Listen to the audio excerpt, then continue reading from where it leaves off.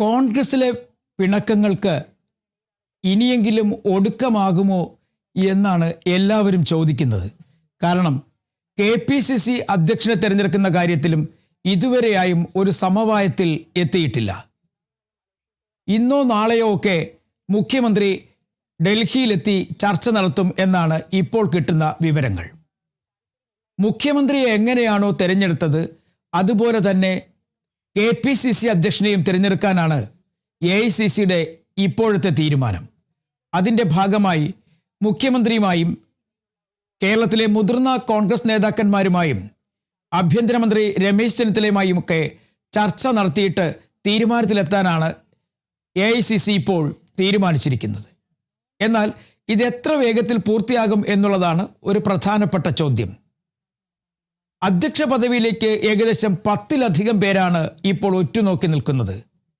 പ്രത്യേകിച്ചും MP-മാർ, അതുകൂടാതെ MLA-മാർ, അതിനെല്ലാം ഉപരിയായി നേരത്തെ തന്നെ KPCC പദവിയിലിരുന്ന ചില നേതാക്കന്മാരുമുണ്ട്. ഇതിൽ ചില MP-മാർക്കാണെങ്കിൽ മറ്റു ചില പിന്തുണകളും ലഭ്യമായി കഴിഞ്ഞിരിക്കുന്നു.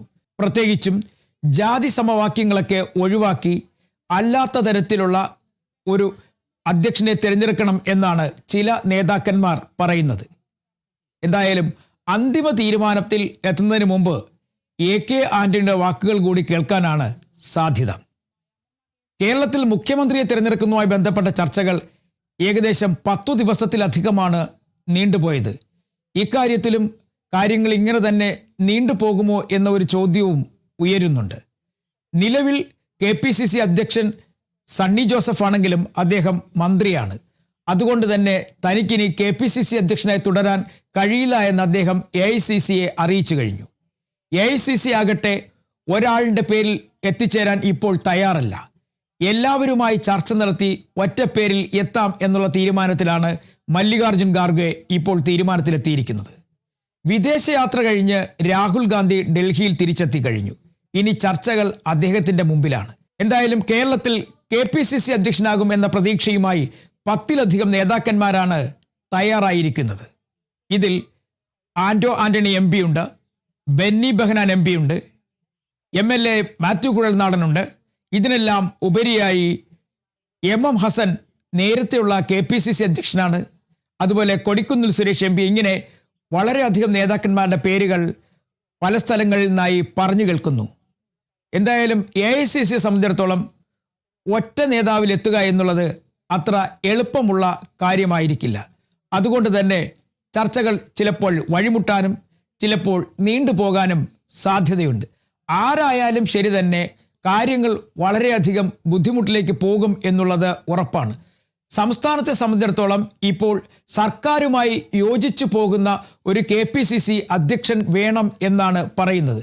പക്ഷേ അത് എത്ര കണ്ട് പ്രാവർത്തികമാകും എന്നുള്ളത് ഇപ്പോഴൊന്നും തന്നെ പറയാൻ കഴിയില്ല. കാരണം നേരത്തെ ഉമ്മൻചാണ്ടി മുഖ്യമന്ത്രി ആയിരുന്ന സമയത്ത് KPCC അധ്യക്ഷൻ VM സുധീരനായിരുന്നു. VM സുധീരനും ഉമ്മൻചാണ്ടിയും തമ്മിൽ അത്ര നല്ല തരത്തിലല്ലായിരുന്നു കാര്യങ്ങൾ മുന്നോട്ട് കൊണ്ടുപോയത്. അറിയാം, ബാർക്കോഴയും അതിനുപരി മദ്യഷോപ്പുകളുടെ പ്രശ്നവുമൊക്കെ അന്ന് വലിയ ചർച്ചയായിരുന്നു. ഒരു പ്രതിപക്ഷ നേതാവിനെ പോലെ അന്ന് VM സുധീരൻ പെരുമാറിയെന്ന ആക്ഷേപവും ഉമ്മൻചാണ്ടിയെ പിന്തുണയ്ക്കുന്ന ആളുകളുടെ ഭാഗത്തു നിന്നും ഉണ്ടായി. അത്തരത്തിൽ ഒരു നീക്കം ഇനി ഉണ്ടാകാൻ പാടില്ല. അതുകൊണ്ട് തന്നെ KPCC അധ്യക്ഷനെ കണ്ടെത്തുക ഒരു നിർണായകമായ ജോലിയാണെന്ന് AICCക്ക് അറിയാം. കാരണം വലിയ പിന്തുണയില്ലാത്ത ഒരു മുഖ്യമന്ത്രിയാണ് എന്ന് പറയുമ്പോൾ നേതാക്കന്മാരുടെ വലിയ പിന്തുണ എന്നാണ് അർത്ഥം. AICCയിലെ ചില നേതാക്കന്മാർക്ക് അത്ര താല്പര്യവുമില്ല. ആ ഒരു സാഹചര്യത്തിൽ ഒരു മുഖ്യമന്ത്രിയുമായി യോജിച്ചു പോകുന്ന അല്ലെങ്കിൽ അടുത്തു പോകുന്ന ഒരു അധ്യക്ഷനെയാണ് കേരളത്തിന് വേണ്ടത്. അക്കാര്യം ഒരു പക്ഷേ ഡൽഹിയിലെത്തുമ്പോഴേക്കും മുഖ്യമന്ത്രി പറയാൻ സാധ്യതയുണ്ട്. കാരണം മുഖ്യമന്ത്രിക്ക് അറിയാം കേരളത്തിലെ കാര്യങ്ങൾ. മുഖ്യമന്ത്രിയാകാൻ VD സതീശൻ നടത്തിയ ബുദ്ധിമുട്ടുകളും അദ്ദേഹത്തിന് നന്നായി അറിയാം. അതുകൊണ്ട് തന്നെ ഒരു KPCC അധ്യക്ഷനിലേക്ക് എത്തുക എന്ന് പറയുന്നത് കൂടുതൽ ചർച്ചകൾ വേണം എന്ന് തന്നെ മുഖ്യമന്ത്രി പറയുകയും ചെയ്യും. അതുകൊണ്ട് ഈ പേരുകളിൽ അല്ലെങ്കിൽ നേരത്തെ പറഞ്ഞ പേരുകളിൽ ആരാകും മുഖ്യമന്ത്രി, അതോ അതിന് അപ്പുറത്ത് നിന്ന് മറ്റാർക്കെങ്കിലും സാധ്യതയുണ്ടോ എന്നുള്ള കാര്യങ്ങളൊക്കെയാണ് ഇപ്പോൾ കോൺഗ്രസ് പരിശോധിക്കുന്നത്. എന്തായാലും മുഖ്യമന്ത്രിയെ തിരഞ്ഞെടുക്കുന്നത് പോലെ തന്നെ KPCC അധ്യക്ഷനെ തിരഞ്ഞെടുക്കുന്ന കാര്യത്തിലും വലിയ പ്രതിസന്ധികളാണ് AICC നേതൃത്വത്തിന് മുന്നിലുള്ളത്. ഇതിൽ ജാതി സമവാക്യം മുതൽ രാഷ്ട്രീയ പാരമ്പര്യം മുതൽ ഗ്രൂപ്പ് വരെ പരിഗണിക്കേണ്ട ഒരു സാഹചര്യം. എന്തായാലും ഗ്രൂപ്പിന് അതീതനായ ഒരു കോൺഗ്രസ് അധ്യക്ഷനെ കേരളം പ്രതീക്ഷിക്കേണ്ട.